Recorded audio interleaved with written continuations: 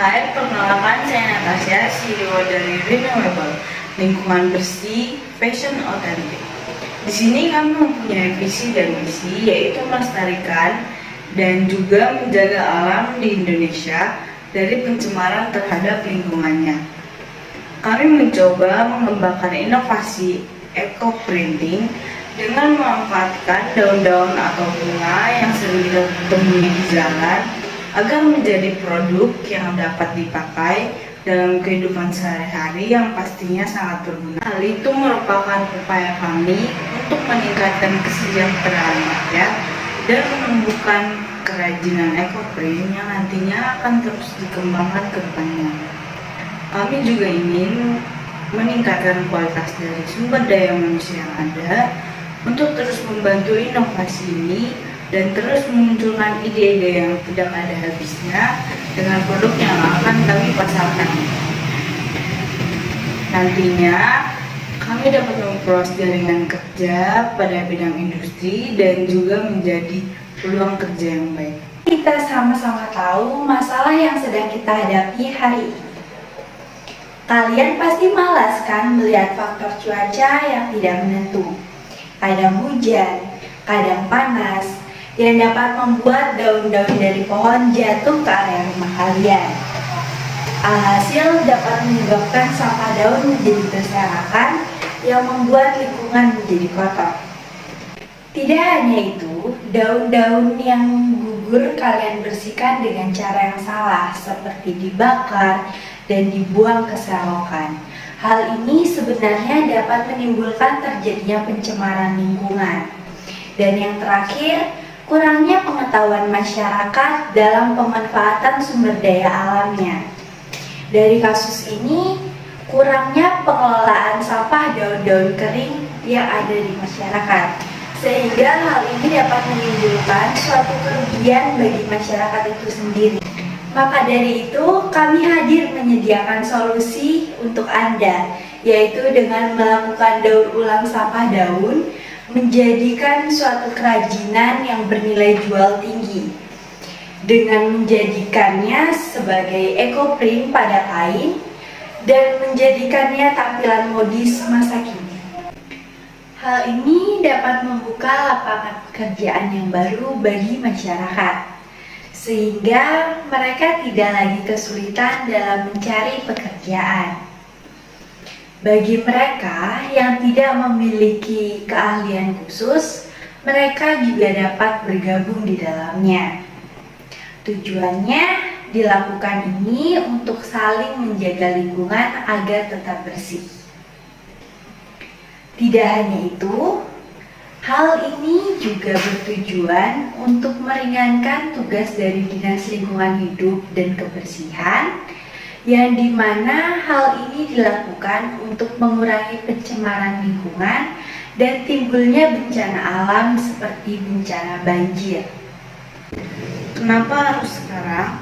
Kalau tidak sekarang, maka daun-daun dan bunga yang gugur dari pohonnya hanya akan menjadi sampah di pikiran masyarakat yang harus dibuang ataupun dibakar, sehingga tidak mempunyai nilai guna dan nilai jual. Untuk itu, kami hadir untuk pemanfaatan eco-printing agar nantinya yang dianggap sampah oleh masyarakat mempunyai nilai jual serta mempunyai kegunaan yang baik.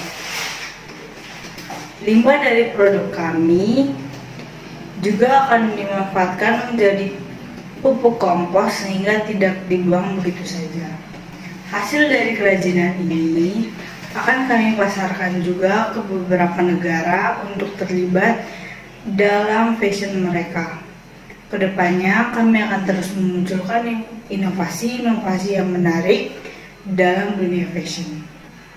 Berbicara soal market size, sebanyak 275 juta populasi yang ada di Indonesia dan sekitar 82 juta populasi di Indonesia yang menyukai fashion, dan kami menargetkan sekitar 12 juta orang di Indonesia yang akan menggunakan produk kami untuk kebutuhan fashion mereka. Dengan market size sebesar ini, kami yakin bahwa produk kami dapat bersaing dengan produk lokal lainnya, terutama produk yang kami kembangkan, karena hal itu masih sangat baru di Indonesia. Secara competitive landscape atau secara kompetisi, kami menghadirkan motif yang unik dengan nilai jual yang tinggi dari kompetitor lainnya, serta kami melakukan pelayanan dalam maupun luar negeri, yakni Asia Tenggara, yang sudah tersebar dalam 5 negara, yaitu Malaysia, Brunei Darussalam, Vietnam, Filipina, dan juga Singapura. Tentunya ramah lingkungan dan juga harga yang terjangkau. Hasil kain ekoprint yang telah selesai diproses tentunya menghasilkan barang-barang yang memiliki nilai, seperti pakaian dan olahan tas atau tote bag yang memiliki model-model yang sangat menarik untuk diperjualbelikan. Tentunya, segala proses bisnis ini dilakukan dengan tahap pemasaran yang terencana, dimulai dari tahap yang pertama, yaitu proses pengolahan ekoprint dikerjakan pada suatu tempat atau kami sebut sebagai industri ekoprint. Pada tempat ini, pengolahan dari bahan mentah sampai produk kami jadi dilakukan hanya di tempat ini. Setelah produk ini jadi, produk kami akan siap didistribusikan. Ekoprint merupakan sebuah proses menciptakan kain bermotif tumbuhan di mana motif tersebut berasal dari tanaman asli. Sedangkan untuk daun menggunakan jarak kepier, jarak pulung, jambu biji, jati tanang, kalpa tahu, ketapang, dan cemara. Adapun bunga yang dipakai yaitu bunga mawar, waru, sepatu, dan bunga lainnya. Keunikan pada teknik ekoprint ini yaitu hasilnya sangat bervariasi sesuai dengan jenis tanaman yang digunakan, waktu pengolahan, kualitas air, metode yang dipakai, dan juga jenis serat kain.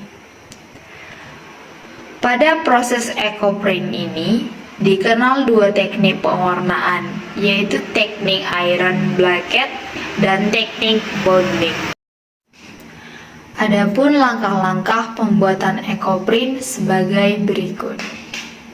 Pertama, bentangan kain di atas meja. Hal ini bertujuan untuk mengukur seberapa panjang kain yang digunakan dan bisa memperkirakan seberapa banyak daun yang akan dipakai. Dalam sehari, kami menggunakan 10 karung daun kering untuk membuat maksimal 3 pieces baju. Terlebih daun kering harus difilter terlebih dahulu. Yang kedua, tempelkan daun-daun yang diinginkan. Daun yang sudah dipisahkan sesuai dengan kualitas terbaiknya.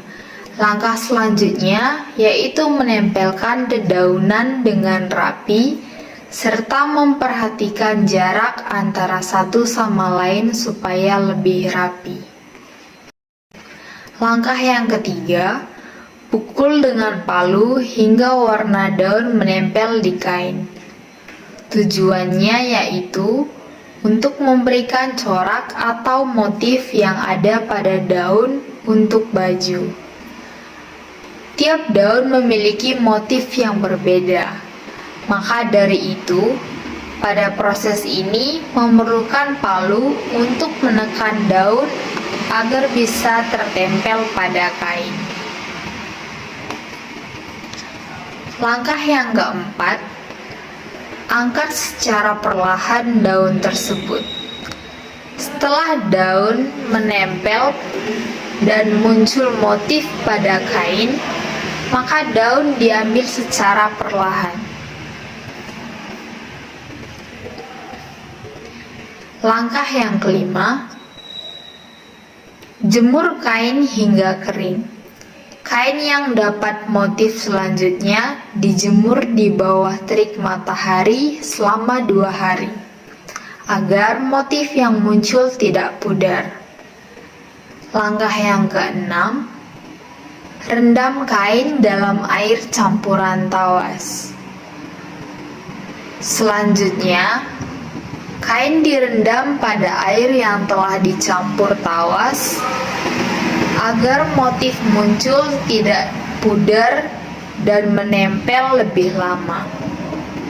Dan langkah yang terakhir, jemur kembali hingga kering. Tahap terakhir yaitu menjemur kembali kain yang sebelumnya dijemur di campuran tawas. Kami memiliki berbagai metode dalam mendistribusikan produk-produk kami. Metode yang pertama yaitu metode offline, di mana kami akan memasukkan produk-produk kami ke dalam toko-toko yang ada di pasaran. Metode yang kedua yaitu metode online. Di sini kami akan menggunakan e-commerce sebagai media promosi dan juga media transaksi.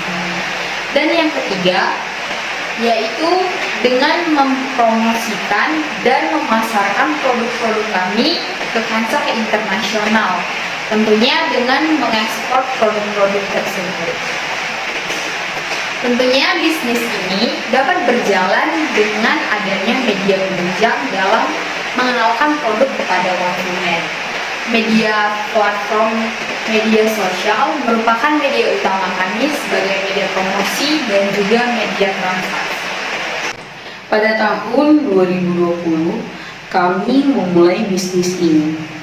Dan 5 bulan pertama, kami melakukan promosi serta adaptasi dalam bisnis ini dengan omset kotor 10 juta rupiah. Pada tahun 2020 sampai 2021, kami mulai berjalan dengan stabil dan memiliki konsumen yang tetap. Kami adalah orang-orang yang mampu bekerja dalam tim dan juga dapat mengelola bisnis. Rekan saya Natasha sebagai CEO bertanggung jawab untuk memantau seluruh aktivitas dalam bisnis kami. Meilani sebagai COO yang mengawasi operasional sehari-hari dari bisnis kami. Sukma sebagai CMO mengembangkan strategi periklanan dan juga branding perusahaan. Saya, Rati, sebagai CFO menentukan kebijakan keuangan perusahaan dengan kondisi bisnis saat ini.